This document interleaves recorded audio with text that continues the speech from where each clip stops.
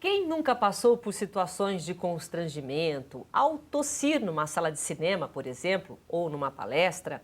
Sons que muitas vezes são incômodos aos nossos ouvidos mostram o quanto que devemos estar atentos com esse principal instrumento de comunicação, que é a voz. A voz é o nosso meio de conversação mais vivo e imediato. Ela revela diferentes aspectos da personalidade de um indivíduo e principalmente o seu estado psicológico, emocional e muitas vezes cultural.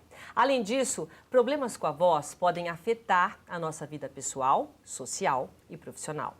Mas quais os cuidados necessários para ter uma voz saudável? Para falar sobre esse assunto, o nosso Opinião Livre de hoje conversa com a fonoaudióloga, especialista em voz, Fernanda de Moraes. Prazer em receber você aqui, Fernanda. Olá, Silvia. Olá, telespectadores. Muito obrigada pelo convite e espero esclarecer muitas dúvidas dos telespectadores do Opinião Livre. Muito bem. Então, eu quero a primeira pergunta. A voz é o espelho da alma? Sim. Ela reflete o que a gente está sentindo? E como ela reflete as nossas emoções, as nossas intenções, as nossas vontades. Quantas vezes a gente conversa com alguma outra pessoa, faz uma pergunta e a gente percebe, eu tô achando que não foi muito bem isso que ele quis dizer. Às vezes pelo olhar, pelo tom de voz, pela forma de falar com a boca meio fechada, a gente nota muito, a gente demonstra muito das nossas emoções por meio da voz, que é um som que deve ser claro, que deve ser gostoso de ouvir e que deve ser emitido sem nenhum esforço. Muitas pessoas acabam cantando ou falando com tanto esforço na garganta que a gente vê às vezes aquela veinha no pescoço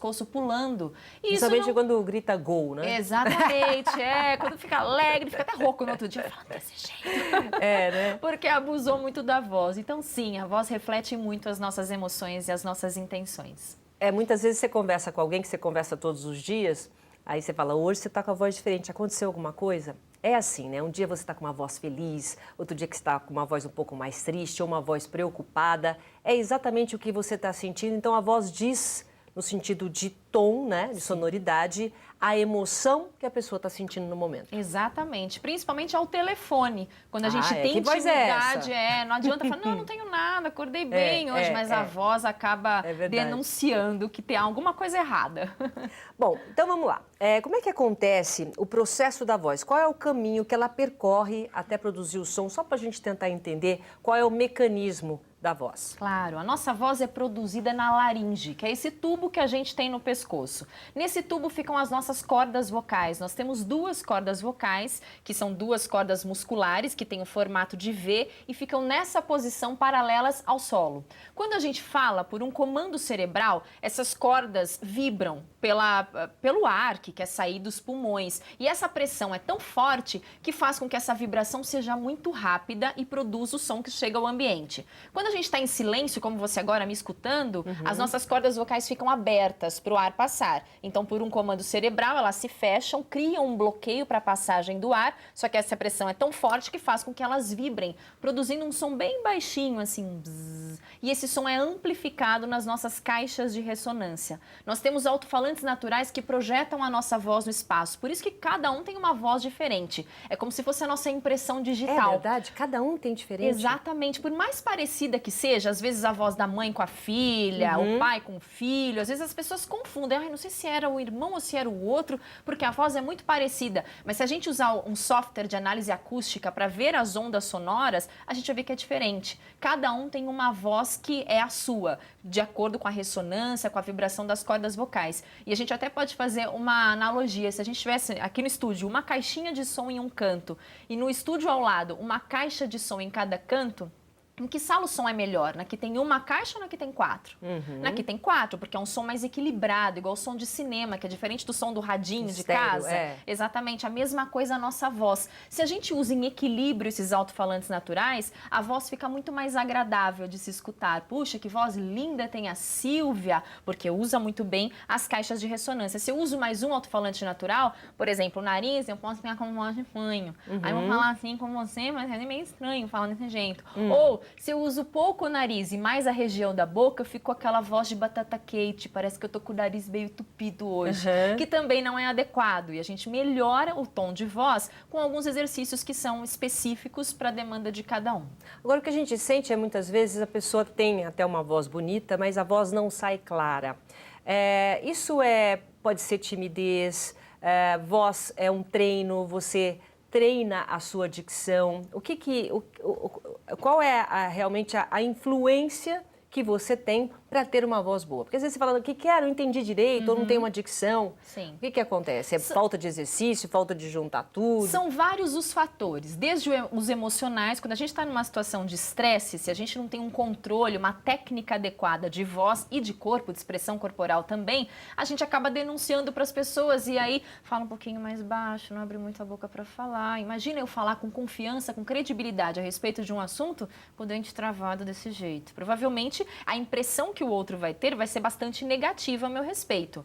Ou o tom de voz muito baixo, fica falando baixinho porque eu sou uma pessoa muito tímida. E isso compromete também a credibilidade, a compreensão da mensagem diante das pessoas. Então, o volume que a gente usa para falar, o tom de voz, que às vezes a pessoa tem a voz muito grossa e fala alto demais, parece que ela está brigando, que também não é adequado. Às vezes é o jeito. Fatores culturais. Quem é de família italiana, geralmente fala mais alto, e usa mais gesto, e abre mais a boca. Agora, pessoas de família oriental, por exemplo, tendem a falar um pouquinho mais baixo, a não olhar tanto nos olhos, a deixar a boca também um pouco mais fechada. Nada que a gente não possa melhorar a performance por meio dos exercícios. Sem perder o estilo de cada um, o perfil, é possível melhorar. Mesmo o italiano reduzir um pouco e o oriental ampliar um pouco a voz. Agora, esse cuidado a gente precisa ter desde criança, quer dizer, desde do bebezinho, quando começa a falar, já existe uma forma de você cuidar da voz para a criança ter uma boa dicção? Sim, é sempre importante ficar atento. Hoje em dia tem muitos casos de criança com rouquidão, com nódulo, calo na corda vocal, porque grita muito, às vezes o pai não dá atenção e deixa a criança falando sozinha, berrando pela casa, e aí é um sério candidato a ter problemas de voz no futuro, tanto na infância, que isso acontece logo no momento que a criança começa já a ter o período de abuso vocal, e a longo prazo também. Então é possível sim, escutando, porque sempre assim, não existe só o bom orador. O bom orador, ele também escuta muito bem o outro, não é só ele que fala o tempo todo, mas ele também tem a habilidade de escutar ativamente o outro. Então, isso a gente pode usar com os pais. Os pais escutando mais os filhos, dando atenção, olhando nos olhos. Ele consegue desenvolver, né, Sim, Fernanda? e sendo exemplo. Porque não adianta a gente pedir uma coisa do outro se a gente não praticar. Então, não adianta o pai falar, fala mais baixo, não grita. Se o começa tempo a gritar todo na eu tô casa. Gritando na minha casa. Sim, então Agora, parte do exemplo. O gritar, quem fala muito alto, está forçando o tempo todo a voz? As pessoas têm resistências diferentes de voz. Tem gente que assiste o jogo de futebol, grita, berra no estádio, no outro dia tá com a voz perfeita, sem nenhum tipo de alteração. Já outras pessoas dão um gritinho e já fica com a voz falhando, cansado. Ela nem conversa comigo que eu falei muito hoje, estou muito cansado. Depende muito da resistência de cada um. É claro que, num geral, o ideal é que a gente não grite, mas que a gente projete a nossa voz. Quando a gente fala em projetar, é usar a técnica adequada para isso, com uma boa dicção, com volume que seja adequado e que seja também de acordo com o ambiente. Se eu estou num ambiente pequeno, com poucas pessoas, eu não preciso falar tão alto. Se eu estou num ambiente que é grande, com muitas pessoas, eu vou ter que projetar um pouco mais a minha voz, mas sempre de forma natural, sem nenhum tipo de tensão, principalmente na região cervical, para que eu não tenha um problema posterior.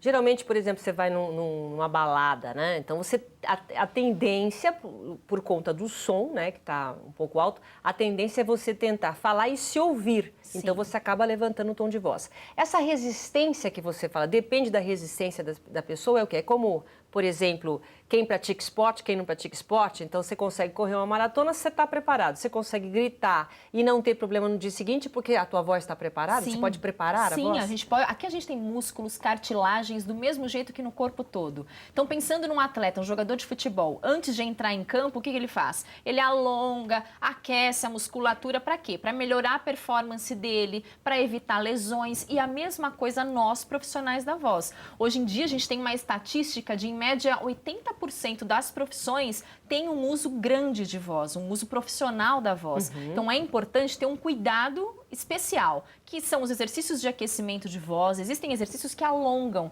que aquecem essa musculatura e preparam a nossa voz para o dia a dia profissional. Porque a voz que a gente usa profissionalmente não é a mesma voz que a gente usa em casa, no jantar com a família. Quando a gente está em casa, a gente está mais à vontade. Você coloca um tom de voz a mais, né? A quando você fala. postura é outra. Agora, numa situação profissional, a gente tem cuidado com a dicção, com a pronúncia, com os plurais, com a forma como a voz vai sair. É diferente. Então, existe um ajuste muscular diferenciado e daí a importância da gente preparar essa musculatura antes por meio de exercícios, que são os de aquecimento vocal.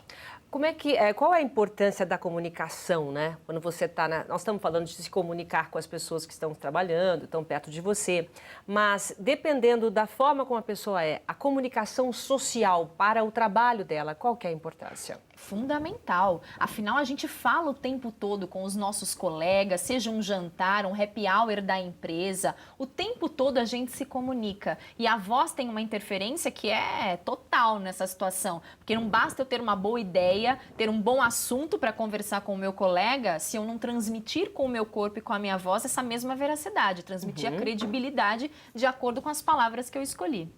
Agora, a voz envelhece também? Sim. Porque vai passando o tempo, vai tudo envelhecendo. A voz também envelhece, as nossas cordas vocais. A voz também envelhece, assim como toda a musculatura do corpo, que tende a ficar mais flácida, o mesmo acontece com as cordas vocais que ficam mais arqueadas. Mas uma boa notícia é que se a gente tem uma boa prática da voz, com exercícios de voz, canto com técnica, não aquele canto que a gente fica no chuveiro às vezes, gritando, não tanto. Mas que a gente tem, se a gente tiver uma boa prática de voz, a gente chega na melhor idade, na terceira idade, com uma voz jovem, não com aquela voz de velhinho que fica tremendo. E um ótimo exemplo, Silvia, é a Bibi Ferreira. Se a gente escutar a voz sem visualizar, é uma coisa maravilhosa. Uma voz jovem, jamais a gente diz que ela tem a idade que tem. É verdade. Porque tem uma técnica, então é possível. A voz envelhece, mas é possível ter boas práticas durante a vida para que ela fique jovem mesmo na terceira idade. Agora, tem problema, por exemplo, de quem fuma tem uma voz diferente, problema de rouquidão e, às vezes, muitos remédios podem causar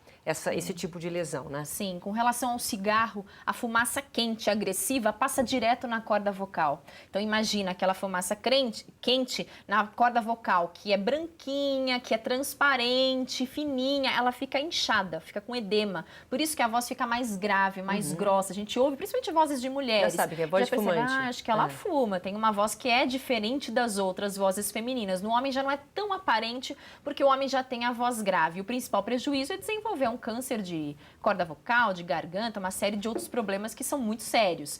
Com relação ao mau uso da voz, a importância da gente ter cuidados como não ficar pigarreando o tempo todo. E depois a gente vai falar um pouquinho sobre alguns alimentos que provocam esse pigarro, essa má prática que deixa a nossa voz a longo prazo com algum tipo de lesão. Então é fundamental que a gente tenha esses cuidados importantes com a voz. Muito bem, então, no próximo bloco, nós vamos saber tudo que a gente precisa fazer para ter uma voz sempre muito bem cuidada, tá bom? Um instante só, a gente já volta. Estamos de volta e o nosso Opinião Livre de hoje está conversando com a fonoaudióloga, especialista em voz, Fernanda de Moraes. E agora, neste bloco, nós vamos saber o que é preciso fazer para ter uma voz jovem e sempre muito bem cuidada. Quais são os hábitos alimentares ou os piores hábitos, a gente já falou até no final do bloco do cigarro, e também o que a gente pode fazer para ter uma voz saudável. É muito importante que antes de uma situação em que a gente vá falar por um tempo maior, que a gente evite alguns alimentos. Por exemplo, o café. O café, ele resseca a cavidade da boca e da garganta por conta da cafeína. E não só o café, mas chás que tem a cafeína como base também. Como chá branco, chá verde, o chá mate, que tem a cafeína. O que acontece? Eu tomo o chazinho e aí minha boca fica mais ressecada. E se a boca fica ressecada, a saliva fica mais grossa, que provoca o pigarro. E eu fico... Pior coisa é a gente querer falar e sentir aquela coisinha na garganta pegando que tem que ficar o tempo todo pigarreando. Quando a gente... Isso é porque fica seca? Exatamente. E o problema é que quando a gente pigarreia, as cordas vocais têm um atrito muito forte. E cada vez que tem esse atrito, imagina, se eu ficar o tempo todo batendo o meu braço dessa forma, vai chegar um momento que vai ficar meio avermelhado, meio roxo o meu braço. A mesma coisa a corda vocal. Se eu tenho esse hábito inadequado de ficar pigarreando, e às vezes é hábito isso, não é nem por conta do alimento. Às vezes vai atender o telefone... Só um instante. E aí fala o telefone. E não tem essa necessidade. Então, esse é um dos hábitos que são bastante prejudiciais, consumir o café. Outro, leite e derivados, antes de usar a voz. Pelo menos meia hora antes, o ideal é que a gente evite. Porque o leite, iogurte, queijos, pela própria gordura, também deixa a saliva mais viscosa e isso provoca o pigarro. Ah, Fernanda, mas eu acordo, logo de manhã eu tenho uma reunião e eu não fico sem meu leite, meu café com leite. O que eu faço? Tomo café com leite, mas depois toma bastante água. Então, esse já é um hábito positivo. A gente tomar bastante, hidratando. Exatamente, para tirar essa viscosidade, deixar a saliva mais fininha e com isso eu tenho uma hidratação melhor e mais conforto para falar. Quanto de água por dia? Ao redor de 2 litros, mas quem fica exposto ao ar-condicionado é importante até tomar um pouco mais, já que o ar-condicionado retira a umidade do ar. Outro cuidado importante, além de consumir água, é uma outra forma de hidratação que é até melhor do que tomar água. Já ouviu essa, Silvia? Não. Que é a inalação. A inalação que criança faz de colocar a máscara e ficar aspirando o vapor da água, o vapor do soro fisiológico. Por que é mais indicado até do que a água? Porque o vapor úmido vai direto para a corda vocal. E mas isso antes ou depois? Antes. Você tá falando pra dizer? Antes, depois também é interessante. Deve chegar em casa. Para relaxar. Pra dar uma relaxada. Sim, é importante depois. Mas antes, o efeito é imediato na voz. Tanto que muitos cantores hoje em dia, às vezes 1 hora antes dos shows, antes de fazer exercício para aquecer a voz, fazem inalação. Tem vários vídeos aí, várias pessoas famosas que costumam, e realmente é comprovado por meio de pesquisas que tem uma eficácia muito grande quando a gente faz a inalação, já que essa hidratação é direta na corda vocal. Outro hábito positivo é comer maçã. Todo mundo fala, mas será que é verdade mesmo a maçã? Mas bastante, uma vez por dia, 2 vezes por dia, ou quando vai usar a voz? O ideal é quando você vai usar a voz, porque na casca da maçã tem uma enzima chamada pectina, e a pectina ajuda a limpar a cavidade da boca e da garganta. Então essa sensação de pigarro, quando a gente consome a maçã, e por ser uma fruta aquosa também, além de limpar a cavidade da boca, hidrata essa região e a gente fala com mais conforto. Então super indicado a maçã. Por exemplo, para mim, né? Quando eu tenho que apresentar um jornal, ou então com um palestrante também. Isso. Antes de usar aquele tom de voz diferente, comer uma maçã. Evitar alimentos pesados e condimentados. Imagina uma feijoada e sentar aqui na bancada para apresentar o programa. Provavelmente não vai dar para respirar muito bem, porque a barriga, né, tá lá fazendo a digestão, então o sangue fica concentrado nessa região, a gente fica com mais moleza, a dicção também já não fica mais tão clara, porque vai dá aquela né? preguicinha. Se beber um pouquinho, então, né? Pior ainda. Então, alimentos leves antes de falar, prática de exercícios, então exercícios aeróbicos, caminhada, o trote, aí, no corrida. caso, exercício é geral, né? Sim, você tem que fazer para tudo, até para voz, até para voz, melhora o nosso condicionamento físico, a gente já não vai... Porque falar também tem um gasto energético grande, então eu falo e não me sinto cansada. É importante para ter uma boa postura corporal também, já que a postura interfere demais na voz. Tem algumas pessoas que falam o tempo todo com a cabeça para o lado, porque eu sou muito meiga, sabe, Silvia? Então eu sempre falo com a cabeça para o lado. Ou fica com o telefone pendurado aqui enquanto digita lá no computador. E essa posição, essa postura é bastante inadequada, porque a gente usa mais uma corda vocal do que a outra. Então tem uma sobrecarga. Já tem um desequilíbrio aí. Exatamente, do outro não. É como se eu fizesse musculação com um braço só. Vou desenvolver um braço, ele vai se cansar mais e o outro vai ficar flácido. Então é importante ter uma boa postura até para falar. Esses são os principais hábitos positivos e negativos com relação à voz. Em relação, por exemplo, a você melhorar a dicção, quer dizer, uma pessoa que quer melhorar, sabe que precisa melhorar a forma de falar, está às vezes muito tímido, né? A dicção, você articular, qual é a importância e como é que a gente faz? A importância é muito grande e a nossa dicção diz muito da gente, muito da nossa personalidade. Se eu falo o tempo todo com você assim, qual a impressão que você vai ter? Ou que eu tô meio cansado, que eu tô meio de saco cheio de conversar hoje, ou tô com uma dor de dente horrorosa também, por isso eu não abro a boca. Já se eu faço o contrário, que é exagerar na hora de falar, você vai falar assim, nossa, como essa fono aí, a Fernanda é metida, porque abre muito a boca. Então, o equilíbrio, eu nem abro demais, mas também não falo com a boca travada, e o som fica mais claro. E até interessante da gente deixar um exercício para os telespectadores. Então tá bom. A gente pode falar as vogais exagerando. Sempre no exercício a gente exagera, mas na hora de falar a gente encontra o equilíbrio. O exercício é só para soltar mais essa musculatura. Então, por exemplo, a vogal A, a gente abre bastante a boca. A. No E, fecha um pouquinho. E. No E, fecha mais um pouquinho. E. No I, vogal sorriso. I. O bico grande. O bico menor. O e U menor ainda. U. E depois a sequência toda. A, E, I, O, U. E falar algumas palavras exagerando, para melhorar a dicção. Sempre ficar atento aos plurais, que a gente não vai, os R's finais, a gente não vai fazer, vai comer, vai trazer para você. Nós vamos trazer, nós vamos comer. É importante aparecer esse R. A palavra, né? Sim. Engolir. E as pessoas acabam fazendo uma leitura a nosso respeito pelo jeito como a gente fala. Ah, fulano pode ser especialista no assunto, expert naquilo, mas se na hora de falar ficar, porque a gente vamos, nós vai, ou vamos fazer isso, já perde toda a credibilidade. Então é importante a gente ter esse cuidado com a pronúncia, com a dicção. É possível mudar o sotaque? Você, Sim. como fonoaudióloga, ele fala caipira, entendeu? Eu brinco, eu trabalho na Bandeirantes com o Neto, eu falo, Neto, você não vai mudar não, essa é minha personalidade, né?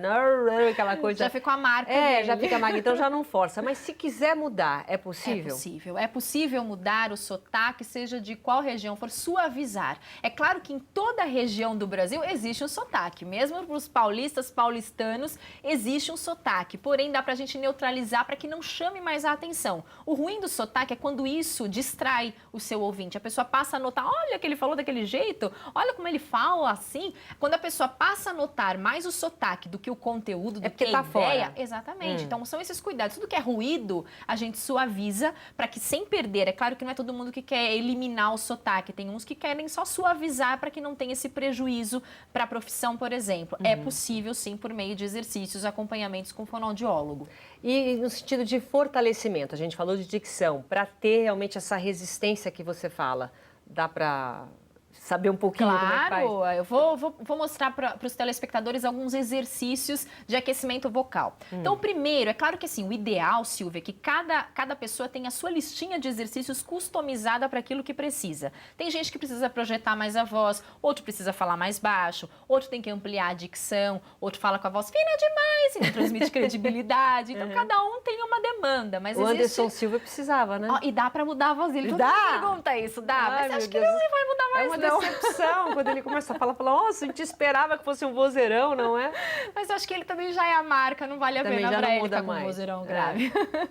Mas é possível mudar. E os exercícios que eu vou mostrar agora, eles são mais universais, eles melhoram a voz de qualquer pessoa de acordo com a demanda. O primeiro é a técnica de vibração de língua, que é o mais conhecido, em que a gente inspira e faz esse som. Esse é bem... Até acabar o ar.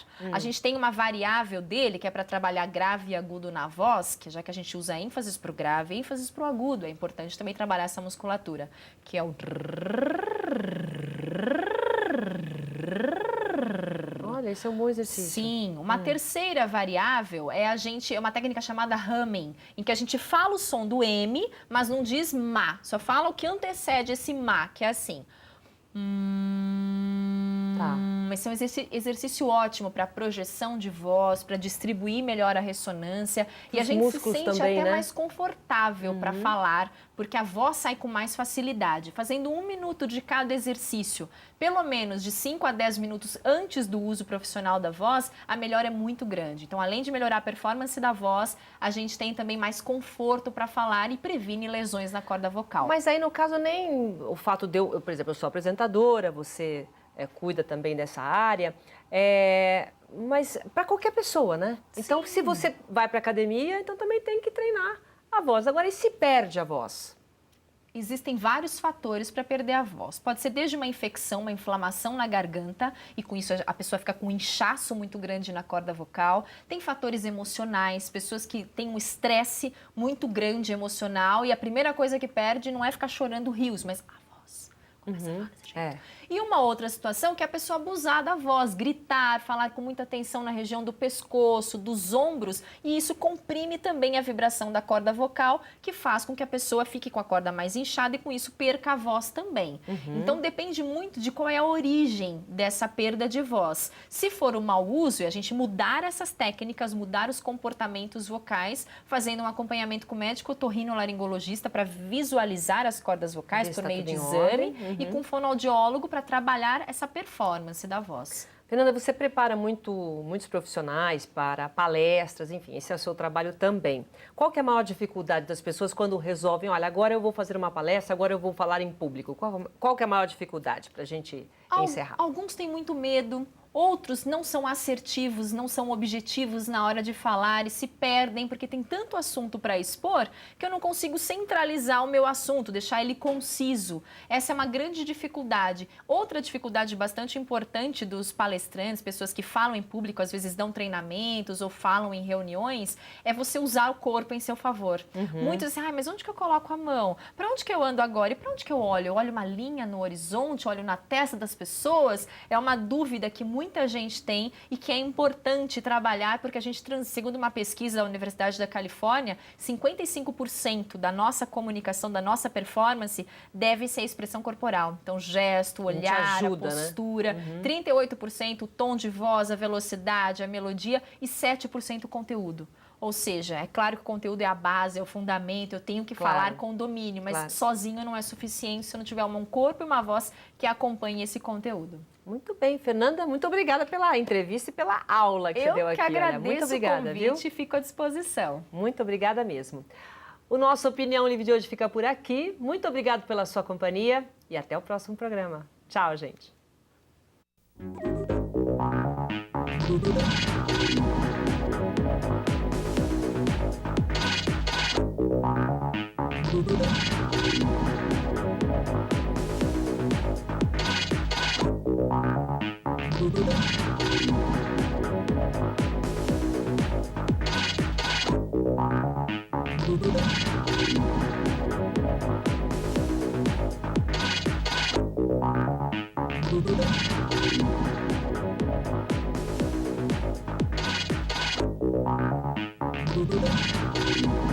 Informações sobre uma vida mais saudável e com qualidade de vida você encontra aqui na TV Unip. No programa Edição Saúde, você se atualiza sobre equipamentos modernos em diagnóstico e tratamento e acompanha reportagens especiais e entrevistas com diversos especialistas na área da saúde. Não perca o Edição Saúde aqui na TV Unip.